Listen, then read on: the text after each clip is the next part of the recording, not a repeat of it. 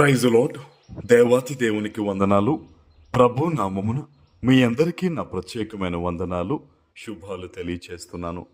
ఈ దినము కొరకు ఏర్పాటు చేయబడిన దేవుని వాగ్దానము అపోస్తుల కార్యములు 3వ అధ్యాయము 7వ వచనము. వాని కుడి చేయి పట్టుకుని లేవనెత్తెను, వెంటనే వాని పాదములను చీలమండలను బలము పొందెను. దేవుని నామానికి మహిమ కలుగునుగాక. ఈ ఉదయకాల సమయంలో సర్వ సృష్టికర్త అయిన నీ తండ్రి గొప్ప వాగ్దానాన్ని నీకు అందిస్తూ ఉన్నారు. హల్లెలూయా. ఆనాడు పేతురు గారు, యోహాను గారు పగలు 3 గంటలకు దేవాలయానికి వెళుతూ ఉండగా పుట్టింది మొదలుకొని కుంటివాడైన ఒక మనుషుడు అక్కడ భిక్షాటన చేసుకుంటూ ఉన్నాడు. అతనికి అనేక మంది బహుశా ఆ ధనాన్ని ఏదో ఇస్తూ ఉన్నారు, కానీ అతని జీవితాన్ని బాగుపరిచే కార్యం మాత్రం ఎవరో చేయలేకపోయారు. అయితే ఎప్పుడైతే పేతురు గారు, యోహాను గారు అతన్ని చూశారో, అతని జీవితం బాగుపడులాగున యేసు నామంలో అతనిని బలపరిచి లేవనెత్తి, పుట్టినప్పటి నుంచి కాళ్ళు అయిన వ్యక్తికి మరలా కాళ్ళు యేసు నామంలో ఇచ్చారు. హల్లెలూయా. ఈరోజు అదే గొప్ప వాగ్దానాన్ని దేవునికి ఎందుకు ఇస్తున్నాడో తెలుసా? బహుశా ఈ లోక సంబంధంగా ఎవరైనా ఏదో నామమాత్రంగా నీకు సహాయపడుతూ ఉండొచ్చు, నామమాత్రంగా ఓదార్పు చెప్తున్నారు, కానీ నిజముగా నీ బాధను తొలగించడానికి, శాశ్వతంగా నీ కష్టాన్ని తొలగించే పని ఎవరు చేయలేకపోతున్నారు కదా. అది చూచిన దేవుడు, విన్న దేవుడు, నిన్ను చూచిన దేవుడు ఈరోజు నీ జీవితంలో శాశ్వతమైన ఒక గొప్ప కార్యం ఆయన చేయబోతున్నాడు. ఆమెన్. నమ్మిన వారు ఆమెన్ చెప్పండి. ఆమెన్.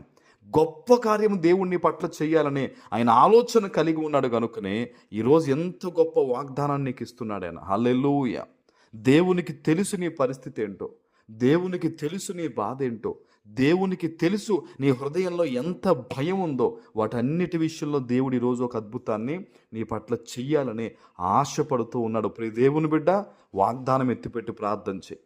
ఈ వాగ్దానం ఎత్తిపెట్టి దేవుని అడుగు, అయ్యా ఇదిగో నన్ను చూచావు కనుకుని ఈ వాగ్దానం ఇచ్చావు, ఇదిగో నన్ను చూచావు, నా పరిస్థితులు చూసావు, నా బిడ్డలను చూసావు, అందుకనే ఈ వాగ్దానం ఇచ్చావు కదా, నా పట్ల నెరవేర్చయ్యా.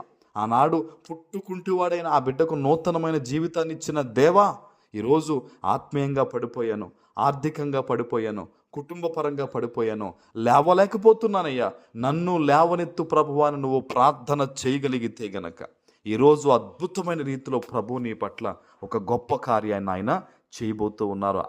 ఆ మనిషి లేచిన తర్వాత 8వ వచనంలో మీరు తర్వాత చూడండి, వాడు దిగ్గున లేచి నిలిచి నడుచుచు గంతులు వేస్తూ దేవుణ్ణి స్తుతించి వారితో కూడా దేవాలయంలోకి వెళ్ళాడట. హల్లెలూయా.